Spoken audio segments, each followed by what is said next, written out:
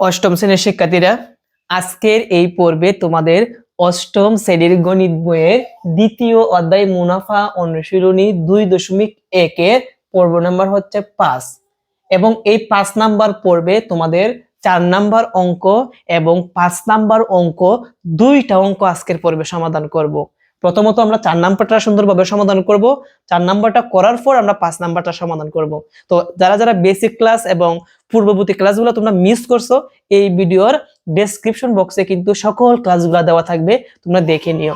তাহলে 4 নাম্বারটা চলো আমরা সুন্দরভাবে সমাধান করি। এইগুলো কিন্তু পরীক্ষার মধ্যে থাকে কিন্তু বেশি, মুনাফার অঙ্ক। আর এই মুনাফার রিলেটেড কিন্তু বেসিক ক্লাস কিন্তু আমি আলোচনা করছি, ওই ক্লাসগুলো দেখলে এগুলো আরো ইজি লাগবে। তো দেখো আমরা উদ্দীপকটা সর্বপ্রথম ভালোভাবে পড়ে নিচ্ছি।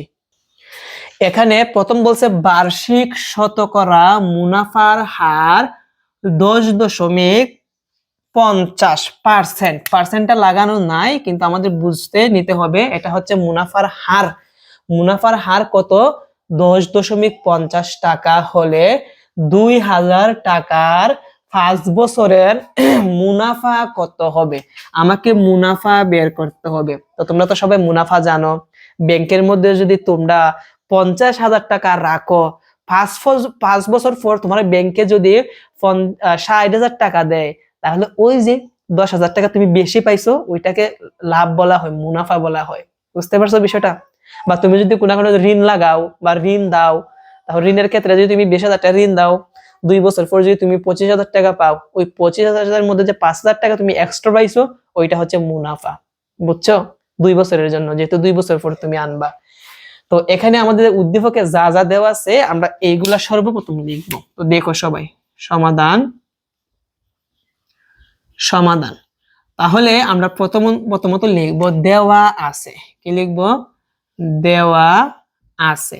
কি কি দেওয়া আছে আমরা এগুলা নোট করব। প্রথমত এখানে আমরা দেখতে পেলাম যে বার্ষিক শতকরা মুনাফার হার দেওয়া আছে। কি দেওয়া আছে? মুনাফার হার দেওয়া আছে এত, এবং 2000 টাকার 5 বছরের জন্য মুনাফা বের করতে হবে। তাহলে 2000 টাকাটা যে আছে, এই 2000 টাকাটা হচ্ছে আমাদের আসল। এই 2000 টাকাটা কি আমাদের এখানে আসল? 2000 টাকার র লাগানো আছে, অন্তস্থ লাগানো থাকবে, র লাগানো থাকবে। যখন দেখবা অন্তস্থ ও এবং র লাগানো আছে, তখন বুঝবা এটা আসল কথা বলা হচ্ছে। তাহলে 2000 টাকা 5 বছরের মুনাফা বের করতে হবে, এটা হচ্ছে আসল। সেই জন্য লিখব দেওয়া আছে আসল। আসলকে আমরা কি দ্বারা প্রকাশ করি? ফি দ্বারা প্রকাশ করি। আসল ফি সমান 2000 টাকা। ওকে, লিখলাম, আসল লিখলাম। আর এইটা হচ্ছে আমাদের কি? মুনাফার হার। তাহলে লিখব মুনাফার হার। আর আমরা জানি মুনাফার হারকে আর দ্বারা প্রকাশ করা হয়। মুনাফার হার কত? 10.50। 10.50, যেহেতু মুনাফার হার, সেজন্য এখানে পার্সেন্ট লাগাতে হবে। বুঝতে পারছো বিষয়টা? ওকে, তো এটা হচ্ছে মুনাফার কি? হার। এখন এই আমরা মুনাফার হারকে আমরা পার্সেন্টটা তুলে দিতে পারি। তো পার্সেন্টটাকে যদি আমরা তুলি, তাহলে কি হবে? পার্সেন্টের মান হচ্ছে 100 আর উপরে যাবে হচ্ছে 10.50। তাহলে 100 ভাগের 10.50 বা 50, এটা হচ্ছে মুনাফার হার। এখানে যে দেওয়া আছে 5 বছর, এই 5 বছরকে বলা হয় সময়। বছরকে কি বলা হয়? সময়। সেই জন্য আমরা লিখবো সময়। সময়কে আমরা কি দ্বারা প্রকাশ করি? n দ্বারা। সময় n সমান কত বছর? 5 বছর। লিখলাম।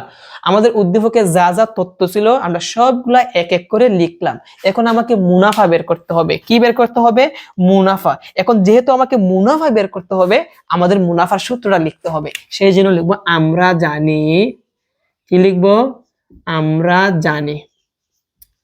আমরা জানি যে মুনাফার সূত্র যে আছে, সূত্রটা লিখবো। আমরা জানি মুনাফাকে আই দ্বারা প্রকাশ করা হয়। আমরা জানি মুনাফা আই সমান ফি আর এন। এটা হচ্ছে মুনাফার সূত্র। আমাকে বলছে মুনাফা বের করতে হবে। মুনাফা আই সমান ফি আর এন। এখন আমরা যার যার নিচে যার যার মানটা বসাই দিব। যেমন সমান দিলাম। প্রথম কি আছে? ফি। ফি মানে কত? আসল। আসল কত?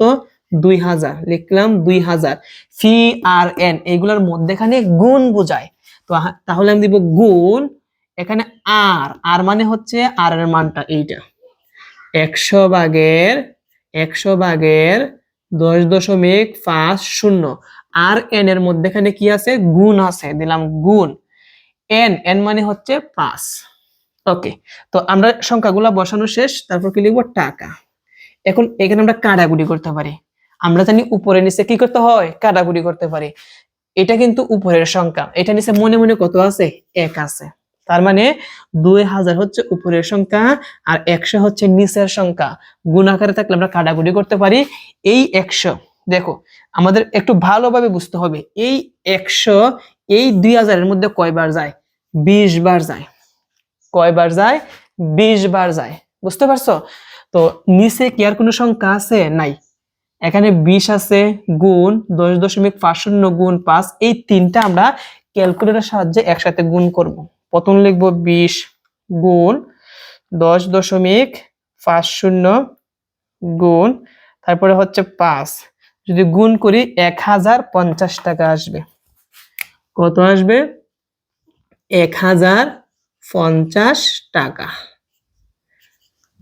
তাহলে আমরা মুনাফা কত পেলাম 1050 টাকা তাহলে 2000 টাকার 5 বছর পরে কত পার্সেন্ট হারে 10.50 হারে আমরা কত টাকা মুনাফা পাবো 1050 টাকা মুনাফা পাবো তাহলে আমাকে বলছে মুনাফা বের করতে আমরা সহজভাবে কিন্তু মুনাফাটা বের করে নিলাম যেহেতু বলছে মুনাফা নির্ণয় করো সেজন্য আমরা লিখবো অতএব মুনাফা এত টাকা কি লিখবো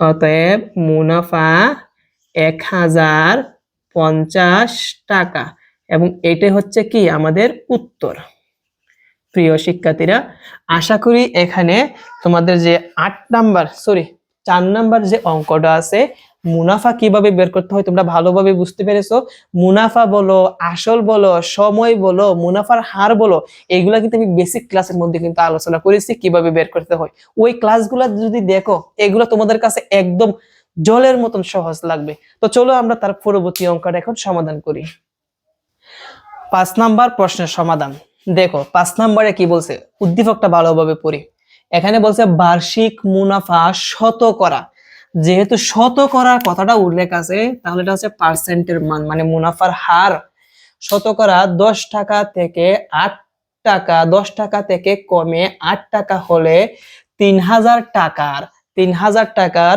3 বছরের মুনাফা কত কম হবে তো 4 নাম্বারটা যেভাবে সমাধান করছি আমরা এইভাবে সমাধান করতে পারি চাইলে এটাকে আমরা আরেকভাবে সমাধান করতে পারি আমি দুইভাবে কিন্তু দেখাবো তোমাদের যেটা মনে চাই সেটা সমাধান করবা তো সর্বপ্রথম আমি দেখাবো হচ্ছে 4 নাম্বার যেভাবে সমাধান করছি ওইভাবে যেহেতু এখানে শতকরা মুনাফার হার 10% থেকে 8% কমে গেছে তো 10% থেকে যদি 8% কমে যায় থাকবে কয় পার্সেন্ট অবশ্যই 2% থাকবে এই পার্থক্যটা আগে আমাকে বের করতে হবে কেন বের করতে হবে এখানে কিন্তু উল্লেখ করা আছে যে 10 টাকা থেকে 8 টাকা কমে গেছে তো আমরা আগে কমটা আগে বের করে নিই তাহলে আমরা লিখবো শতকরা মুনাফার পার্থক্য প্রথমে আমরা কি লিখবো শতকরা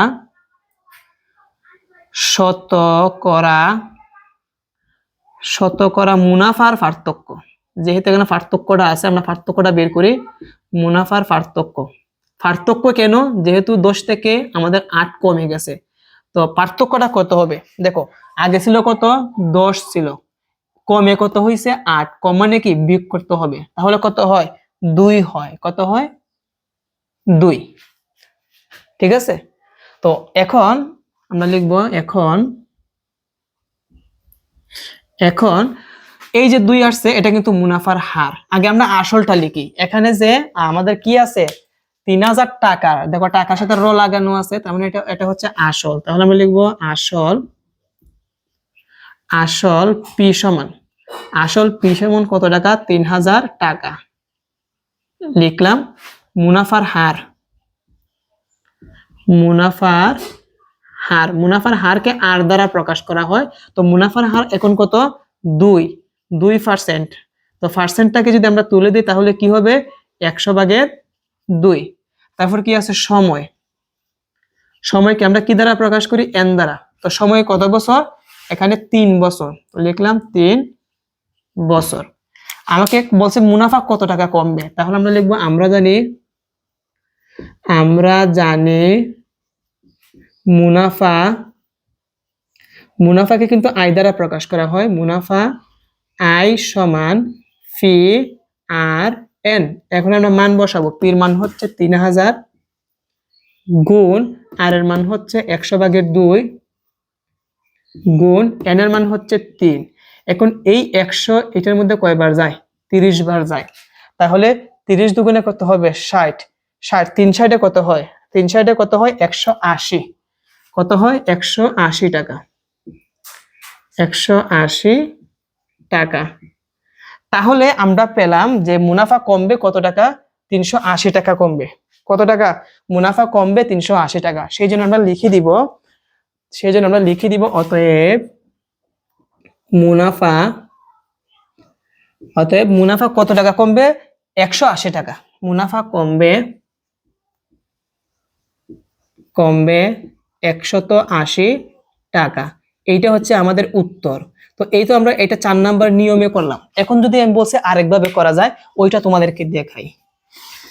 দেখো ওইটা আমরা কিভাবে করতে পারি। তো আরেকভাবে আমরা করব, এখানে আমরা শতকরা মুনাফার পার্থক্য কত টাকা? 2 টাকা পাইছি। কত টাকা পাইছি? 2 টাকা পাইছি পার্থক্য। তার মানে শতকরার মান কত? 100। আমরা যদি শতকরার মান কত? 100, সেজন্য আমরা লিখব 100 টাকায়, কি লিখব? 100 টাকায় কি লিখছি? 100 টাকায় 1 বছরের, এখানে 3 বছরের আছে, আমরা 3 বছরের মুনাফা কত কমবে এইটা বের করতে হবে। মানে 3 বছরেরটা বের করতে হবে। 3 বছরটা বের করার আগে আমাকে আগে 1 বছরেরটা লিখতে হবে, বুঝছো? তাহলে 100 টাকার 1 বছরের, 100 টাকা 1 বছরে মুনাফা কমে। 100 টাকা 1 বছরে মুনাফা কমে। কত টাকা মুনাফা কমে? 2 টাকা। 2 টাকা কমে। তাহলে আমরা লিখব অতএব 1 টাকা 1 বছরে মুনাফা কমে সমান 100 যাবে কোথায়?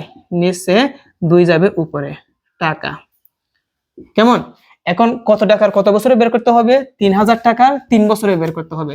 তাহলে আমরা লিখব অতএব 3000 টাকা 3 বছরের মুনাফা কমে সমান, এখানে 3003 উপরে 2 এর সাথে গুণ হবে, 2 গুণ 3000 গুণ 3, আর নিচে কত আছে? 100 টাকা। এখন যদি আমরা এই সবগুলাকে গুণ করে 100 দ্বারা ভাগ দিই তাহলে 180 আসবে। অথবা আমরা কাটাকুটি করতে পারি। এই 100 এটার মধ্যে কয়বার যায়? 30 বার যায়। তাহলে 30 দুগুণে 60, 3 60 কত হবে? 180 টাকা। তাহলে আমরা লিখতে পারি অতএব মুনাফা কমবে